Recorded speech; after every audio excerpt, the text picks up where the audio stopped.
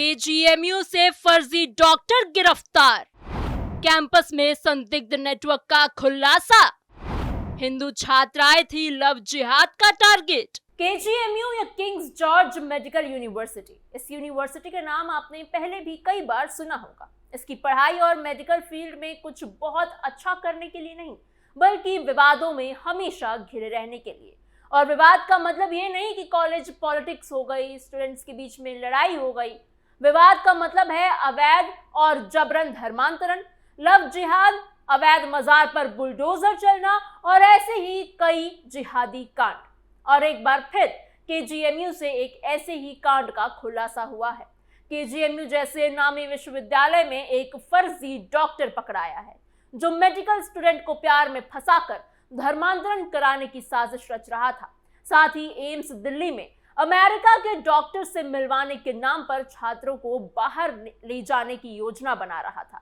नमस्कार, आप capital TV का खास शो देख रहे हैं, जहां हम आपको सिर्फ खबर नहीं बताते, बल्कि उसके पीछे के हर पहलू, हर सच का करते हैं पर्दाफाश। मैं हूं आपके साथ समीक्षा तिवारी। लखनऊ के किंग्स जॉर्ज मेडिकल यूनिवर्सिटी यानी केजीएमयू से मंगलवार को सामने आया ये मामला जितना चौंकाने वाला है, उतना ही गंभीर भी है।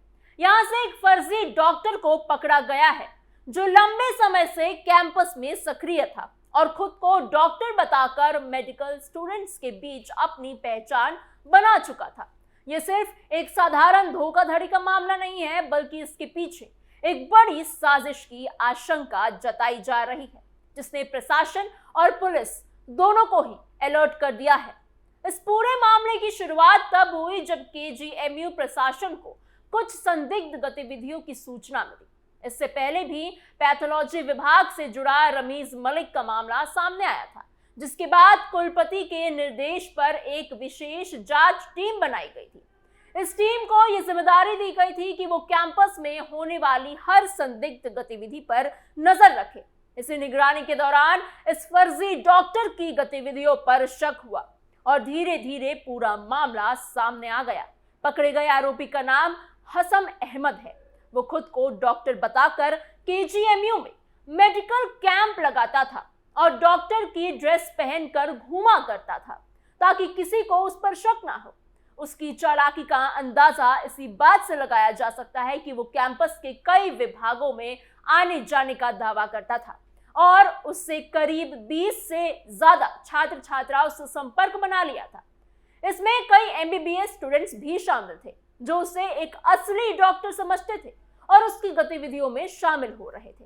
सबसे चौंकाने वाली बात यह रही कि जब पुलिस ने उससे पूछताछ की तो उसने खुद कबूल किया कि वो सिर्फ 12वीं पास है। उसने बताया कि वो सिद्धार्थ नगर का रहने वाला है और उसने लखनऊ के शिया इंटर कॉलेज से पढ़ाई की है। यानी 12वीं पास व्यक्ति इतने बड़े मेडिकल संस्थान में डॉक्टर बनकर घूम रहा था और कोई उसे पहचान भी नहीं पाया।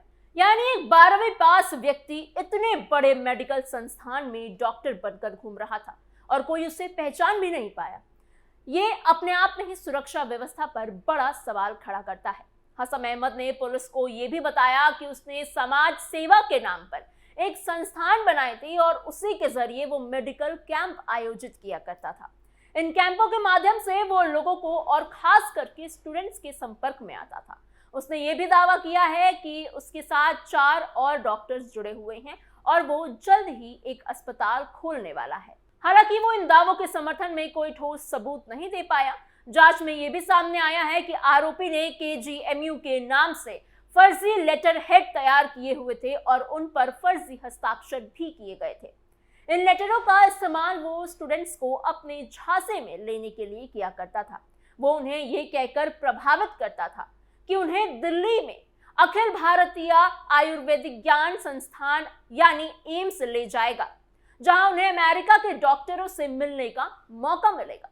इस तरह के ऑफर को देखकर कोई भी स्टूडेंट या कोई भी माता पिता आसानी से विश्वास कर सकते थे। डॉक्टर के सिंह, जो केजीएमयू के प्रवक्ता हैं, उन्होंने बताया कि उन्हें सूचना मिली थी कि कुछ लोग छात्राओं को बहला फुसलाकर बाहर ले जाने की कोशिश कर रहे हैं। इस सूचना के बाद जांच टीम ने अपनी निगरानी और तेज कर दी। 20 अप्रैल को एक मेडिकल कैंप में करीब 20 छात्र मौजूद थे, जिनमें 4 से 5 हिंदू लड़कियां और इतने ही MBBS स्टूडेंट्स शामिल थे। जब टीम वहां पहुंची तो उन्हें माहौल कुछ संदिग्ध लगा। स्टूडेंट्स आरोपी की तारीफ कर रहे थे और उसकी गतिविधियों से प्रभावित दिखाई दे रहे थे। इसके बाद टीम ने कुछ स्टूडेंट्स की मदद से आरोपी पर नजर रखना शुरू किया। मंगलवार को जब जानकारी मिली कि आरोपी कैंपस में मौजूद है तो टीम ने तुरंत कार्रवाई की और उसे सर्जरी विभाग के पास से पकड़ लिया। बाद में उसे पुलिस के हवाले कर दिया गया। जब आरोपी को पकड़ा गया तो उसके पास से एक मोबाइल फोन मिला जिसमें एक फर्जी लेटर था। इस लेटर में लिखा था कि स्टूडेंट्स को एम्स दिल्ली ले जाया जाएगा और वहां उन्हें अमेरिका के डॉक्टर से मिलवाया जाएगा। ये लेटर इतना भरोसेमंद तरीके से बनाया गया था कि कोई भी अभिभावक इसे देखकर अपने बच्चों को जाने की अनुमति दे सकता था। यही वजह है कि प्रशासन ने इसे एक बड़ी साजिश माना। डॉक्टर के सिंह ने यह भी बताया कि आरोपी खास तौर पर हिंदू छात्राओं को निशाना बनाता था। वो पहले उनसे दोस्ती करता था, उनके करीब आता था और फिर उन्हें स्कॉलरशिप दिलाने या किसी बड़े डॉक्टर से मिलवाने का लालच देता था। धीरे धीरे वो उन्हें अपने खुद से प्रभावित कर लेता था और उन्हें अपने साथ जोड़ने की कोशिश किया करता था। यही तरीका उसने कई छात्राओं के साथ अपनाया। डीसीपी पश्चिम कमलेश दीक्षित के अनुसार आरोपी के खिलाफ चौक थाने में मुकदमा दर्ज कर लिया गया है और उसे गिरफ्तार भी कर लिया गया है। पुलिस अब ये जांच कर रही है कि इस पूरे मामले में और कौन कौन लोग शामिल हैं। आरोपी ने अपनी संस्थान से जुड़े कुछ लोगों के नाम भी बताए हैं, जिनमें एरा मेडिकल कॉलेज और इंट्रीगल यूनिवर्सिटी से जुड़े कुछ डॉक्टरों के नाम सामने आए हैं। संस्था का मुख्य संचालक फैक अहमद मंसूरी बताया गया है, जिसकी भूमिका भी जांच की जा रही है। डॉक्टर के सिंह का कहना है कि आरोपी 15 से 20 स्टूडेंट्स के सीधे संपर्क में था और ये संख्या इससे ज्यादा भी हो सकती थी। उन्होंने ये भी बताया कि आरोपी काफी ट्रेनिंग उसने की हुई थी और उससे आसानी से सच्चाई निकलवाना काफी मुश्किल हो सकता है। इसके लिए सख्त पूछताछ की जरूरत होगी और इस पूरे मामले के बीच दिसंबर 2025 में सामने आया लव जिहाद का मामला भी फिर से चर्चा में आ गया है। उस समय एक पीड़िता ने रेसिडेंट डॉक्टर रमीजुद्दीन मलिक यानी रमीज पर गंभीर आरोप लगाए थे कि उसने उसे धोखे में फंसाया, गर्भवती किया और फिर अबॉर्शन करवा दिया। उस पर जबरदस्ती धर्म परिवर्तन का दबाव बनाया गया। पीड़िता इस मामले को लेकर मुख्यमंत्री योगी आदित्यनाथ से भी मिली थी और महिला आयोग में शिकायत भी दर्ज कराई थी। पुलिस ने उस आरोपी को गिरफ्तार कर जेल भेज दिया था। इस घटना के बाद केजीएमयू प्रशासन ने ऐसे मामलों को लेकर सतर्कता बढ़ा दी थी। जांच में यह भी सामने आया था कि रमीज अकेला नहीं था, बल्कि ऐसे कई और लोग थे जो इस तरह की गतिविधियों में शामिल थे। आरोप यह भी लगा है कि कुछ लोगों ने मिलकर एक तरह का नेटवर्क या गिरोह बना रखा था जो कैंपस में सक्रिय था। यह भी कहा गया था कि मुस्लिम स्टूडेंट्स के बीच जिहादी मैगजीन्स बांटी जा रही थी, जिसमें रमीज खुद लेख लिखा करता था और स्टूडेंट्स को प्रभावित करने की कोशिश किया करता था। यह भी आरोप सामने आया था कि केजीएमयू के जिम का इस्तेमाल कई बार इबादत की जगह के रूप में किया गया था, जहां बाहर से मौलवी और मौलाना बुलाए जाते थे और वहां सभाएं होती थी। ये सब होने के बावजूद प्रशासन को इसकी जानकारी तक नहीं हो पाई और फिर इस पर ध्यान ही नहीं दिया गया। ये एक बड़ा सवाल बनता जा रहा है। इसी तरह से केजीएमयू में अवैध मज़ारों को लेकर भी विवाद हुआ था। इन मज़ारों की वजह से मरीजों, स्टूडेंट्स और दूसरे डॉक्टर्स को परेशानी हो रही थी। इसके बाद प्रशासन ने बुलडोजर कार्रवाई कर इसे हटाने की प्रक्रिया शुरू की, लेकिन इस पर भी राजनीति शुरू हो गई और कई राजनीतिक दल इसमें शामिल हो गए, जिससे कि मामला और भी ज्यादा संवेदनशील होता चला गया। अब ताजा मामले ने एक बार फिर से दिखा दिया है कि अगर समय रहते सतर्कता ना बरती जाए तो हालात कितने ज्यादा गंभीर हो सकते हैं।